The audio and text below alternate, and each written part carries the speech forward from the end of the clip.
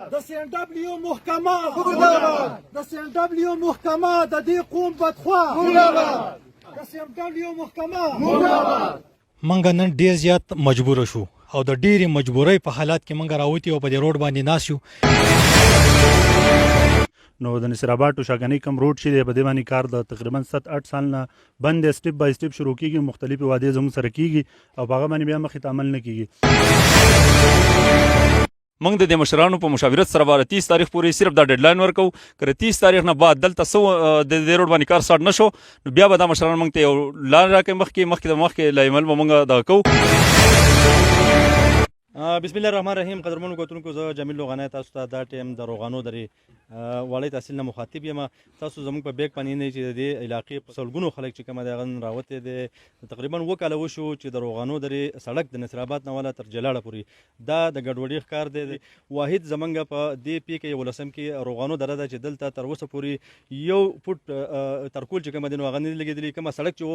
هغه شته حالت خراب کړی دی. دلته ځای په ځای باندې روړۍ پرتې دي، ځای په ځای باندې په کنډراتو کې بدل شوی دی او بیا خاص کر څو ورځې مخکې چې کوم باران شوی دی نو د هغې نه وروسته دلته په دغه سړک باندې بیا تګ راتګ د خلکو هغه انتهایي ګران شوی دی. نن دې علاقې چې کوم منتخب نمایندګان دي د هغې سره چې کومه د علاقایي تنظیمونه دي، بیا د نصر آباد د شاکنۍ دغه شانتې لنډۍ شاه د سمۍ د جلال د دې څومره علاقې دي څومره کلي دي د هغو مشران ناوتي. تاسو وینئ چې هغوی د احتجاج کوي د محکمې خلاف. زموږ د MPS هم دغه غوښتنه کوي چې یاره تاسو خلکو سره وعدې کوئ، دغه وعدې بیا د الیکشن د ټیم نه وروسته رښتیا کېږي نه. اخر وجه څه ده چې زموږ خلکو له د کومه سزا ورکړی کېږي. د دې علاقې خلک چې کومه دی نو هغه ډېر زیات مجبور شوي دي چې هغه راوځي. نن چې کوم احتجاج دی دا پرامن دی، خو که بل احتجاج نو هغه بیا داسې نه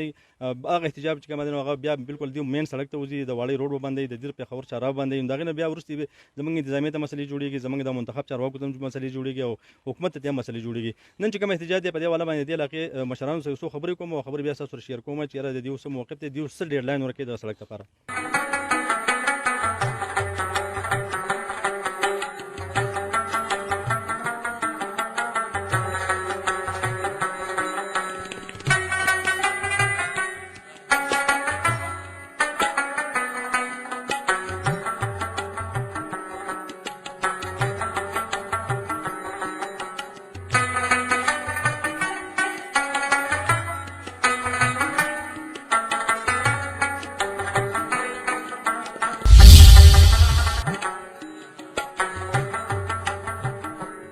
دا کوم قوم چې راغلی دی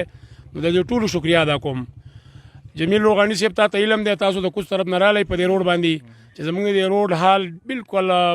خراب دی. کار د 2014-15 سکیم دی او د دې څخه چې کوم نور سکیمونه دي نو هغه مکمل شوي دي. موږ تپوس کړی دی، یو هم پکې پاتې نه دی. خو کېدای شي په دې کې زموږ د ټیکهدار هم سستي، زموږ د MPS هم پکې دلچسپي نه وي او د محکمې هم زموږ ساته بنیتي په دې وجه باندې زموږ دا کار نه کېږي. خو زه خصوصا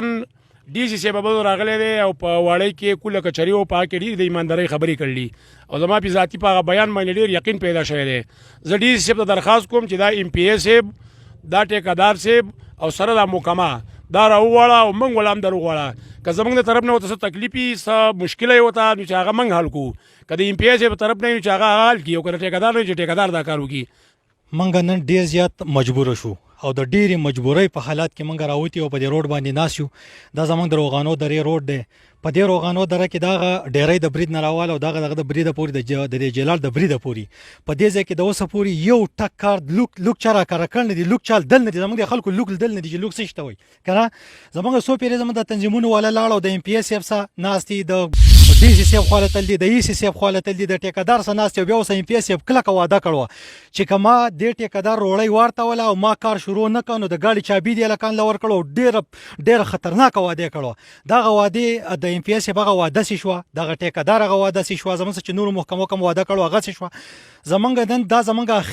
اخیری ورځ ده، اخیری دا نن مونږ ډیډلاین ورکو او ډیډلاین نه خو نور زمونږ څه قسم گنجائش نشته. د هغې نه وروسته څومره مشران چې دلته راغلي دي د احتجاج په صورت کې نو ملګرو دا چې موږ ته ښکاري نو د نصر آباد ټو شاګانی کم روډ چې دی په دې باندې کار د تقریبا 7-8 سال نه بند دی، سټیپ بای سټیپ شروع کېږي، مختلفې وعدې زموږ سره کېږي او په هغه باندې بیا مخې ته عمل نه کېږي.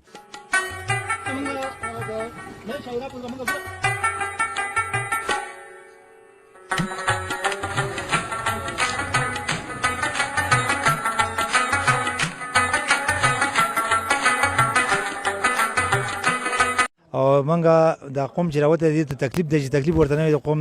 دومره روزګار هم نه لري چې روډونو ته راوځي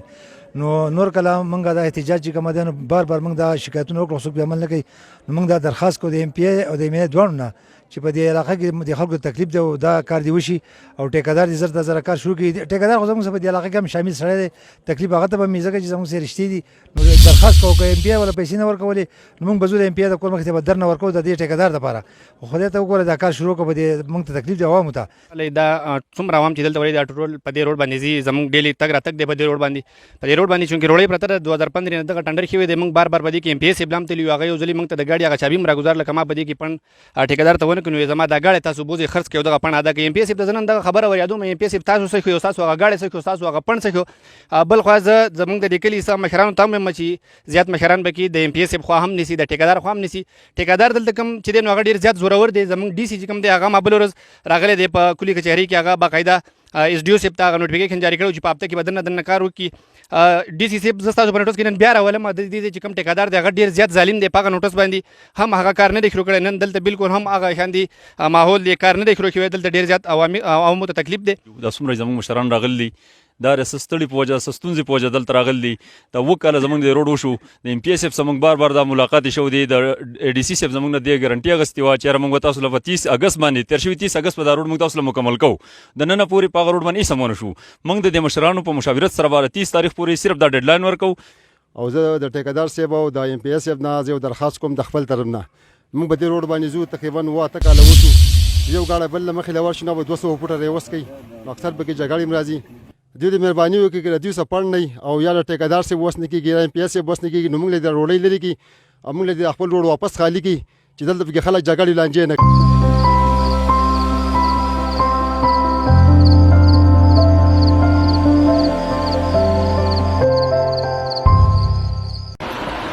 मेरा नाम डॉक्टर ख्वाजा यूनुस औरंगज़ई है मैं as a consultant psychiatrist central prison Peshawar में अपना ड्यूटी सर अंजाम दे रहा हूँ